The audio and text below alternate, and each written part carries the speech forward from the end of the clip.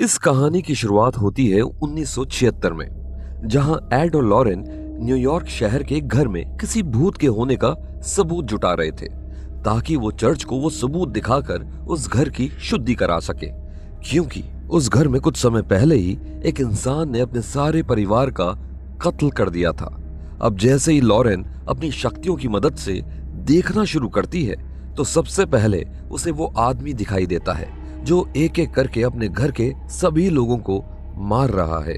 तभी लॉरेन को वहां एक भूत दिखाई देता है जिसका रूप बिल्कुल किसी नन की तरह था।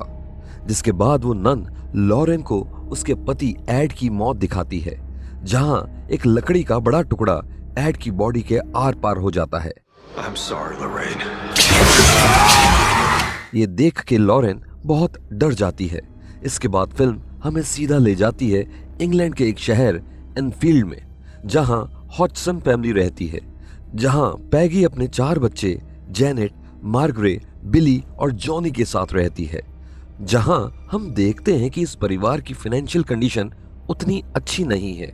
इसके बाद हम देखते हैं कि उस घर में कुछ अजीबोगरीब होना शुरू हो चुका है, जहां जेनेट रात को अपने बेड पर सोते सोते एकदम से कहीं और पहुंच जाती है, या कभी कभी जेनेट एकदम से नींद में ही किसी से बात करने लगती है। और बिली के साथ में भी कुछ ऐसी ही अजीबोगरीब चीजें अब होना शुरू हो चुकी हैं। तभी एक दिन जेनेट घर में अकेली थी। तभी उसे एक बूढ़े इंसान का भूत घर के एक चेयर पर बैठा दिखता है, और इसके बाद वो भूत उस पर अटैक करने की कोशिश भी करता है, जिसकी वजह से जेनेट बहुत डर जाती है। दूसरी तरफ हम देखते हैं कि लॉरेन अपने घर में सोकर उठी है, और उठते ही वो देखती है कि एड एक तस्वीर बना रहा है, और वो तस्वीर किसी और की नहीं बल्कि उसी नन की थी जिसे लॉरेन ने कुछ समय पहले देखा था। इसके बाद हम देखते हैं कि जेनेट अब खुद को रस्सी से बांधकर सोती है, ताकि वो फिर से नींद में इधर उधर ना चली जाए। लेकिन तभी रात को जेनेट एकदम से अपने बेड से नीचे गिर जाती है, जिसके बाद कोई उसके कमरे का दरवाजा जोर जोर से खटखटाता है, और जैसे ही वो दरवाजा खोलती है तो उसे वहां कोई नहीं दिखाई देता है। जिसके बाद वो नीचे लिविंग रूम में जाकर देखती है, जहां उसे एक कुर्सी हिलते हुए दिखती है। जिसके बाद वो डर कर अपने कमरे की तरफ भागती है और कमरे में जाकर दरवाजा लॉक कर लेती है। लेकिन थोड़ी ही देर बाद वो देखती है कि उसके कमरे का दरवाजा अपने आप खुला हुआ है। जिसके बाद डरी सहमी जेनेट कंबल ओढ़कर सोने की कोशिश करती है, लेकिन तभी कोई उसका कंबल भी खींचकर हटा देता है। जिसके बाद जेनेट जोर जोर से चिल्लाने लगती है, जिसकी वजह से उसके साथ में सोई मार्गरे भी जग जाती है। और तभी उन दोनों के बेड तेजी से हिलने लगते हैं, और वो दोनों डरकर अपनी माँ के पास जाती हैं। जिसके बाद पैगी उनके कमरे को चेक करने जाती है कि तभी वहां का कबर्ड अपने आप खिसक कर दरवाजे से टकराता है, और दरवाजा बंद हो जाता है।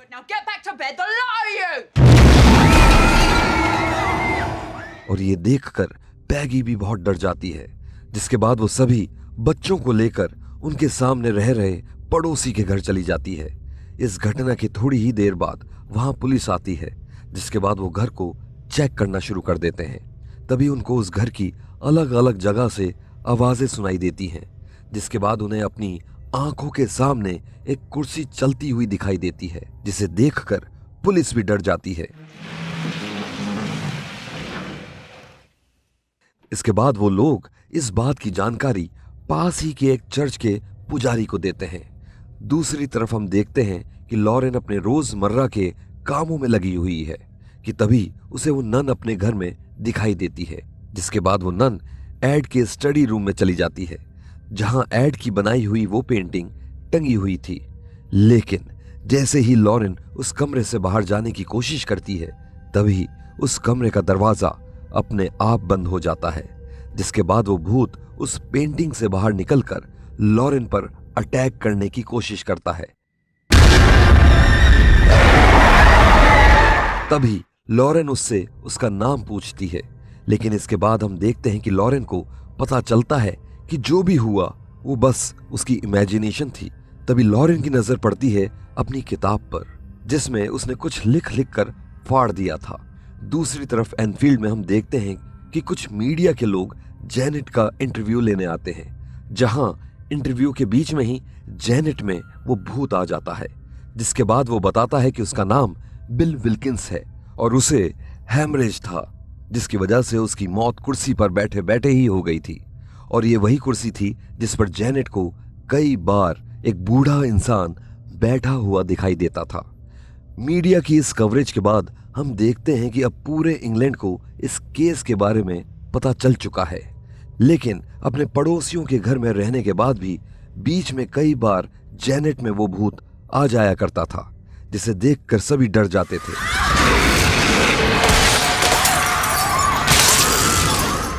खैर, धीरे धीरे इस केस के चर्चे दूर दूर तक होने लगे थे और एड और लॉरेन को भी इस केस के बारे में पता चलता है, जिसके बाद वो सीधे पहुंच जाते हैं लंदन, जहां वो सबसे पहले पैगी से मिलते हैं, जहां पैगी उन्हें सबसे पहले वो कमरा दिखाती है जहां से इन सब चीजों की शुरुआत हुई थी। लेकिन उन लोगों ने इस कमरे को चेन से बंद कर रखा था ताकि उस कमरे में कोई ना जाए।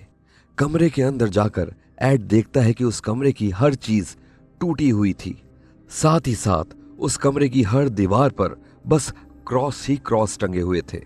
दूसरी तरफ लॉरेन जेनेट से बात करने की कोशिश करती है, जहां जेनेट उसे बताती है कि उसे हर वक्त उस भूत की आवाज सुनाई देती है और वो भूत उससे बात कर सकता है, और भूत ने उससे कहा है कि अगर एड और लॉरेन वहां से नहीं गए तो वो उन्हें हानि पहुंचाएगा।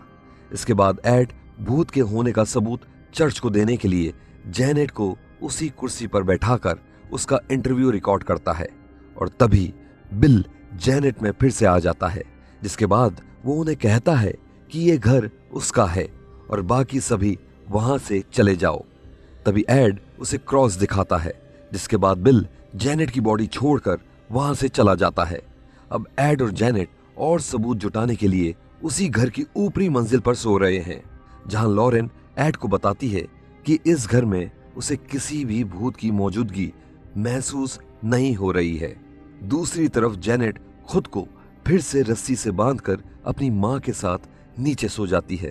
तभी आधी रात को सभी सोए हुए थे, जेनेट एकदम से अपने आप ही उस रूम में पहुंच जाती है, जिस रूम को बाहर चेन से लॉक किया गया था। उस रूम में जेनेट देखती है कि वहां के सारे क्रॉस एक के बाद एक उल्टे होते जा रहे हैं। तभी एक भूत जेनेट पर हमला कर देता है, जिसके बाद जेनेट जोर से चिल्लाती है और घर के सभी लोग जाग जाते हैं। जिसके बाद एड और लॉरेन देखते हैं कि जेनेट को कोई गला घोंटकर मारने की कोशिश कर रहा है, और तभी वो सभी कमरे का ताला खोल अंदर जेनेट को बचा लेते हैं। इसके अगले दिन एड और जेनेट वहां की लोकल अथॉरिटी से जाकर मिलते हैं, जहां उनमें से कुछ लोगों को अब भी ये सब झूठ ही लग रहा था। जिसके बाद वो सभी उस घर में हर जगह कैमरा सेट करते हैं ताकि चर्च के लिए सबूत जुटा सकें। अब एड और लॉरेन पैगी और उसके परिवार के साथ घुलने मिलने की कोशिश कर रहे हैं ताकि वो उस घर का इलाज ठीक से कर सकें, जहां एड उनके घर की छोटी मोटी मरम्मत करने में भी उनकी हेल्प कर रहा है। ऐसे ही काम करते करते एड उनकी वॉशिंग मशीन ठीक करने के लिए उनके बेसमेंट में पहुंच जाता है, जहां वो देखता है कि पूरा बेसमेंट पानी से भरा हुआ है, क्योंकि वहां लीकेज की प्रॉब्लम थी। जिसके बाद वो उस लीकेज को बंद करने पानी में उतरता है, लेकिन तभी पैगी को पीछे से एड की तरफ कोई आता दिखता है और पैगी एड को बचाने के लिए उसकी तरफ भागती है, लेकिन तभी वो भूत पैगी पर ही हमला कर देता है और उसे पानी में खींचने की कोशिश करता है।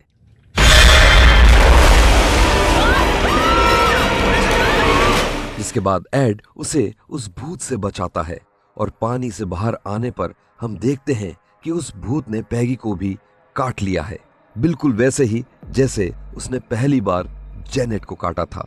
तभी उन्हें ऊपर घर से जेनेट के चिल्लाने की आवाज आती है, जिसके बाद एड और पैगी तेजी से ऊपर की तरफ भागते हैं, जहां वो देखते हैं कि किचन की सारी चीजें इधर उधर उड़ रही हैं और कोई वहां का सारा सामान तोड़ रहा है। तभी उन्हें जेनेट मिलती है, जिसके अंदर वो भूत फिर से आया हुआ था, लेकिन जैसे ही एड उसे अपना क्रॉस फिर से दिखाता है तो वो भूत जेनेट की बॉडी छोड़ देता है। इसके थोड़ी ही देर बाद वहां की लोकल अथॉरिटी एड और लॉरेन को उस घटना की रिकॉर्डिंग दिखाते हैं, जहां हम साफ साफ देख सकते थे कि उस किचन की सारी चीजें कोई भूत नहीं बल्कि जेनेट ही उठा उठा कर फेंक रही थी। ये प्रूफ जब पैगी को पता चलता है तो पैगी उन सब से बहुत गुस्सा हो जाती है, क्योंकि उसे पता था कि ये जो भी हो रहा है वो झूठ नहीं है। इसके बाद पैगी गुस्से में उन सबको उस घर से जाने को कहती है।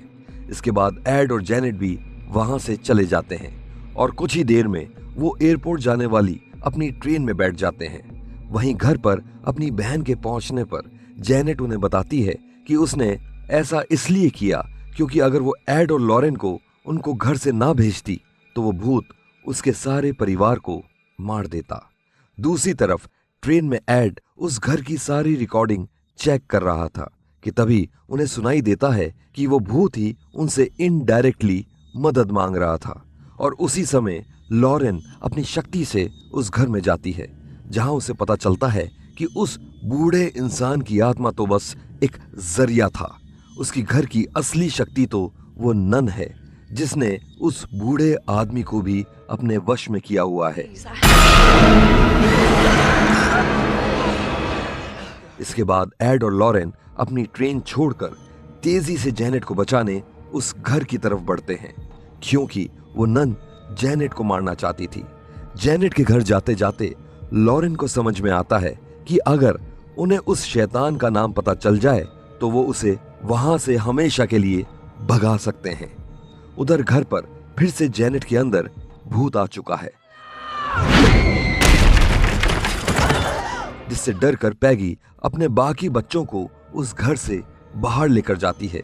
और जैसे ही वो जेनेट को लेने वापस जाती है कि तभी उस घर का दरवाजा बंद हो जाता है और अब जेनेट उस भूत के साथ घर में अकेली फंसी हुई है।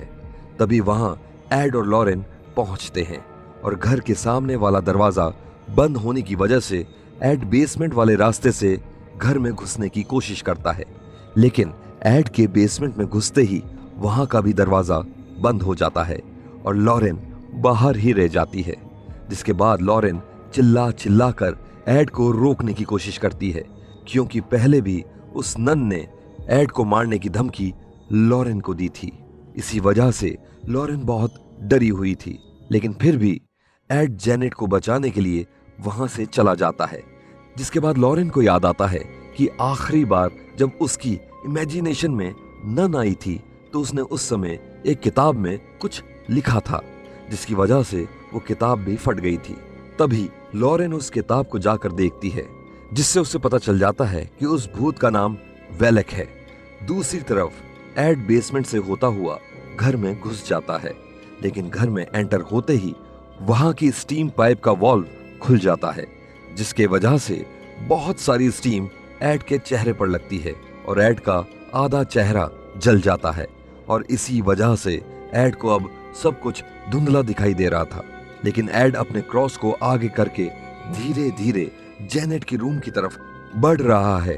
तभी उस घर के बाहर खड़े एक पेड़ पर आसमान से बिजली गिरती है, जिसकी वजह से वो पेड़ आधा कटकर गिर जाता है, लेकिन उसका मुंह ऊपर से बहुत तीखा हो चुका है।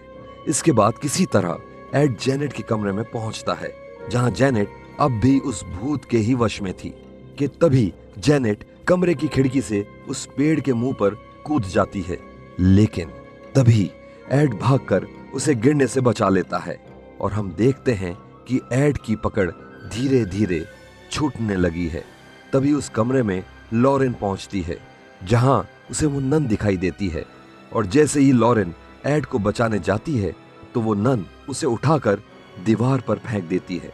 जिसके बाद लॉरेन उस शैतान का नाम लेकर मंत्र पढ़ना शुरू कर देती है, जिन मंत्रों का असर धीरे धीरे उस शैतान पर होने लगता है और थोड़ी ही देर बाद वो शैतान वहां से गायब हो जाता है। जिसके बाद लॉरेन एड और जेनेट को नीचे गिरने से बचाती है। फिल्म के आखिर में पैगी एड और लॉरेन का शुक्रिया अदा करती है और एड अपना क्रॉस निकालकर उसे जेनेट को देता है ताकि वो उसकी रक्षा कर सके। तो ये थी द कॉन्ज्यूरिंग 2 फिल्म की सच्ची कहानी। आपको ये कहानी कैसी लगी? हमें कमेंट्स में जरूर बताइएगा।